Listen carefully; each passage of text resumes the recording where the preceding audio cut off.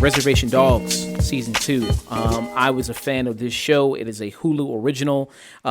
This show is co-created by Taika Waititi and Sterlin Harjo. I was a big fan of the first season of this show. That review is also it's on YouTube right now that you guys can check it out. Now, the story is about four indigenous teenagers who live in rural Oklahoma.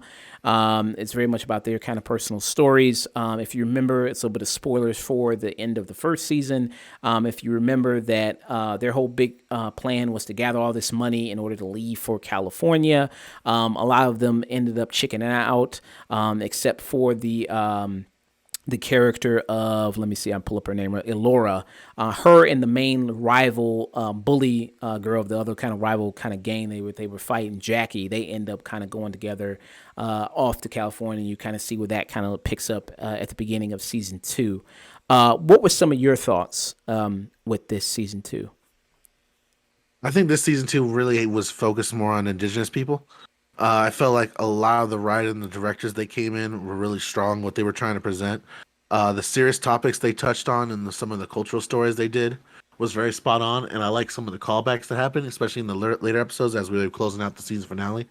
And just the explanation of how they go into the friendship group of them developing on the reservation, them trying to find their own paths, and still trying to either live out this dream of going out further west to California, or whether just staying on the reservation and trying to make it work for themselves.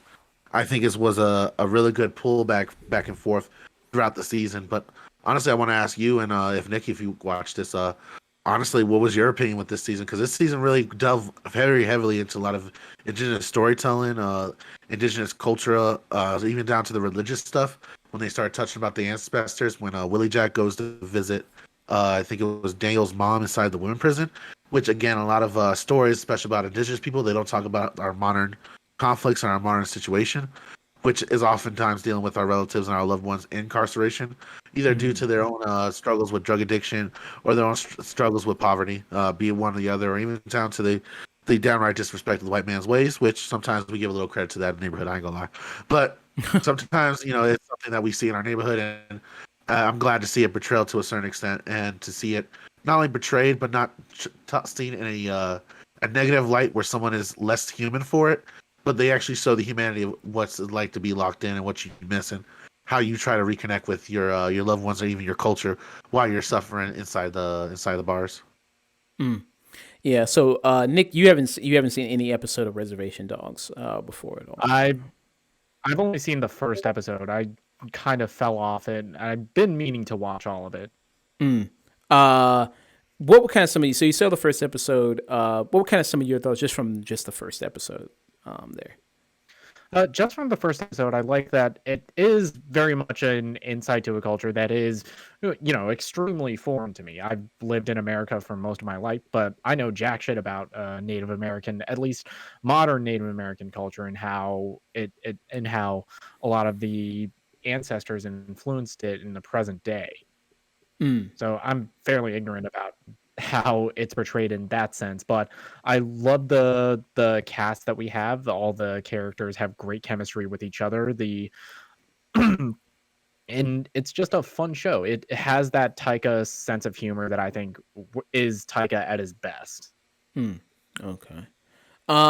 Yeah, so with this second season for me, I loved kind of the more deep, going into more of these, indigenous, these kids' kind of lives and more about their families and kind of expanding on that. And this time around, they're a little bit more dispersed a little bit more because you have Laura who, there's a little bit of resentment from the group because she left for California, leaving them kind of behind.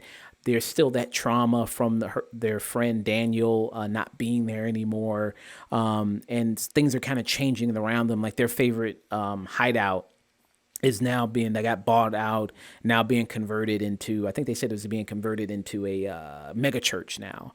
So you kind of see that because at the beginning of kind of the season, it kind of is a lot of them saying like they're cursed, kind of like a lot of that kind of mythology kind of comes in there. But I did very much, appreciate it kind of going into more to that culture and kind of seeing the inside of that. And I think with the show, what it does very well is it allows it to be very accessible.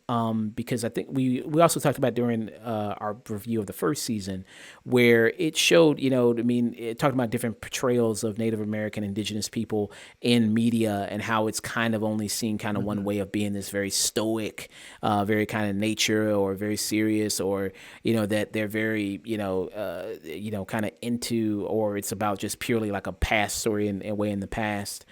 Here you get to see more indigenous people just as fully just kind of fleshed out characters and actual kind of people. It more seems like with these teenagers and just with other people in the town, like with the character you have the character of, let me see here, of Bear. You have that character there with like, his mom who, he's being raised by a single mother, kind of her kind of trials and tribulations there when it comes to kind of dating and it comes to trying to, have a life a little bit outside of being a mother, which I thought was nice. What are some of your thoughts there too, Ganja, about you said it kind of delved in a lot more into the culture, a lot more into kind of the myths and things like that. Did you think that they portrayed that extremely well? Honestly, I think they did. The biggest thing they portrayed personally well was when Bear's mom goes on her retreat with the clinic as a neighboring tribe retreat. So a lot of people don't know that a lot of people that work in tribal government or work in tribal offices, if they're not indigenous or they are indigenous, they get invited to a lot of these conferences where they exchange information with different tribes. They also, talk about what's going on different reservations. So a lot of the health ones will talk about, the biggest one will be like COVID. So updates on COVID news, how to prevent COVID, what are the new signs of COVID, what are the different variations. But besides that, then they turn into a big old SWAT shop, and at night everyone gets drunk and parties and smokes something or does something, and then they're hooking up before the end of the weekend. So I was surprised that they showed the whole details, because that was something that was kind of an open secret in all neighborhoods of like, oh, you going to a youth conference? Don't come back pregnant. Karage 7, is it Marvel Taika or What We Do in the Shadows Taika? It's What We Do in the Shadows Taika. What We Do in the Shadows Taika, or Ragnarok Taika. Yeah, because sometimes I think with those big projects, I think with Love and Thunder, I think Taika Waititi was kind of sleepwalking through it. I think he just honestly didn't care. I was just like, yeah, I think, whatever. I think he's more interested in doing smaller indie stuff like Jojo Rabbit or his other movies like Hunt for the Wilder People, What We Do in the Shadows. I think that's more where his passion is, not really necessarily doing big blockbuster movies. At least that's what I think. Hey, but that's kind of the nature of the business. You got to do one for them so you can do one for you. Yeah, you know what I mean? You got one for Marvel, so you can make a one about their leader, Walt Disney, and Jojo Rabbit. So, you got to kind of do one for them, one for you. You know what I mean? So, and even though Taika Waititi, he doesn't really have that. I don't know how much of an influence he has on the show, because he wrote the first episode, but as far as the other kind of episodes, I don't think he doesn't have a writing credit on it. So I don't know how much influence he has. I think Taika, he's an executive producer on both this and What We Do in the Shadows, and he's directed a couple episodes of both, but he's more or less just the producing gig. He gets these shows off the ground and then more or less lets the continuing showrunners do their thing. So I kind of like get it. Definitely tell that he directed a lot of less episodes in this, because I had to say it, as much as I appreciate what he's done with the series, one of my biggest complaints with him was any episode that was directed by him always kind of delved into like the spiritual stuff in a comedic or holistic way, like like the spirit world and stuff. And in this season, that wasn't really prevalent.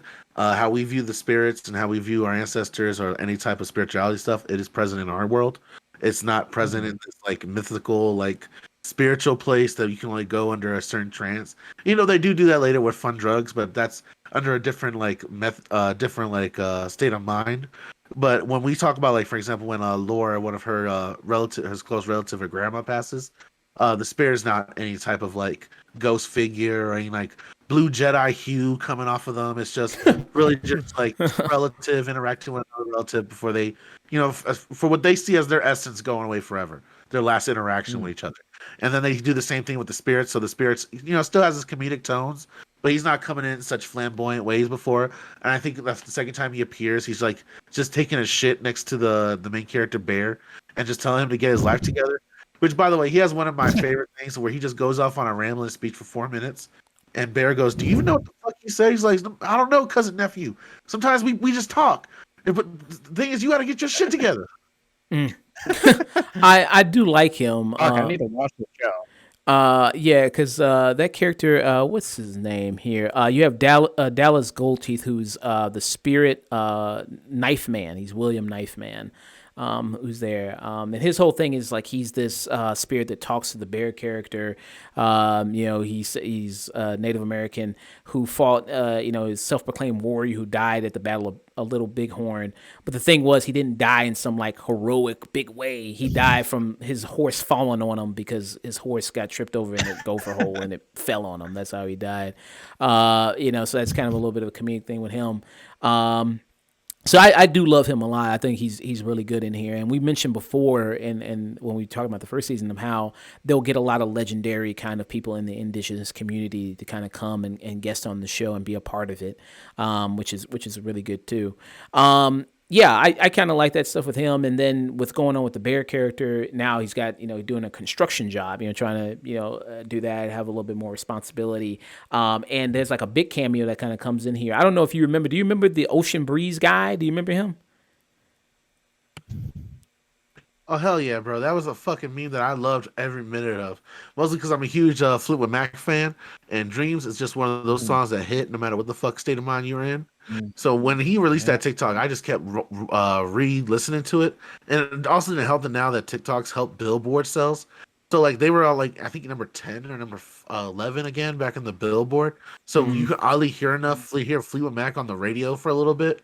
So I was enjoying that little era, but I was also surprised to find out the dude was indigenous and actually was working out a pretty solid acting career. The way he's interacted with the character Bear and the way he nailed his lines, I think he has a solid chance of going on to become a straight up actor.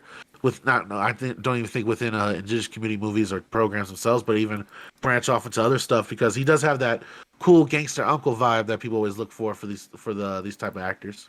Yeah, I was kind of surprised. I was kind of like, wow, this guy's kind of got some good acting chops. Like when you see him kind of in some of these episodes, I was like, it's like it's natural for him, almost there.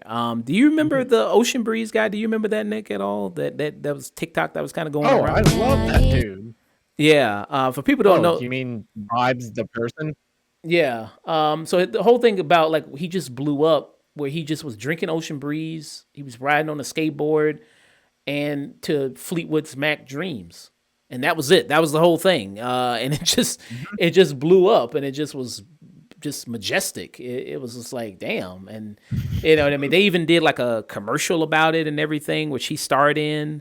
But yeah, I was kind of really there. I was like, wow, this guy has got some talent. I was like, hey, feels like a natural in this. And another kind of a big emotional moment that happens there. I did notice one thing that I'm wondering if it's going to have any effect with the new season. So I don't know if you guys were aware of this, but we talked about this on the Illumanti podcast. But one of the actors who plays Bear's father was caught up saying some really racial shit on Twitter. Ooh. And where I did not see him appear at all in this season. So I'm wondering with them like in and off in California with him being located there, if they're going to end up replacing him with another actor. Oh. I don't know. He went DEFCON 3, huh? Damn. No. He went DEFCON 5. He said the hard R. Oh, wow. Oh, shit. Yeah. Oh, jeez. Yeah. Oh, wow. Oh, shit. I bet Taika Waititi is, wait. He said the hard R? Jeez. Oh, well, yeah. I mean, yeah. Okay. So that definitely means, yeah, he's probably going to be replaced there. For me, with this kind of season, you bring up like talking about Bear. I think for me, just speaking about some of the characters, I think a growing favorite of mine with this season seems like who's getting a little bit more of the forefront here is Willie Jack. What do you think about that? Do you think that she's kind of getting more pushed a little bit more in this season than she was in the prior season? Oh hell yeah, that's our Indian princess right there, dog. You don't touch or fuck with Willie Jack. That's every guy's first res girl crush. The one that cleans up on every Christmas party or Halloween party, but the rest of the time she's wearing basketball shorts and elbowing you trying to get the 3-point in. She's kind of the tomboy of the group, as you'd say there, and she's one of the second female of the group with her and Alora.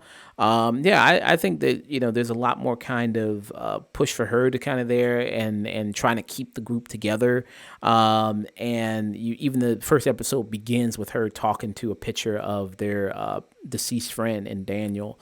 There you say that, and she's very much into also the spirits and curses and things like that. And then I just think just the stuff that she does is just so naturally funny, like when she's interacting with other characters, and she bounces off people really, really well. I think that makes it very entertaining to watch. Yeah, I mean, do you have a person for you that's like absolutely you think that this works so well comedic wise for you?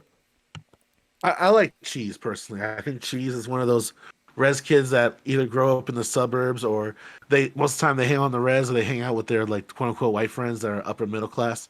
And they stopped some of the features that they bring back to the res. So his whole idea of bringing up pronouns, talking about like gay rights or like therapy and shit. There was always one of those soft kids on the reservation that was like Cheese, and I just love seeing that character be portrayed and not necessarily be bullied like you would see on more harder reservations, but be like this kind of character that if he's not appreciated or loved, he's seen as this weird oddity that the kids just like putting up with.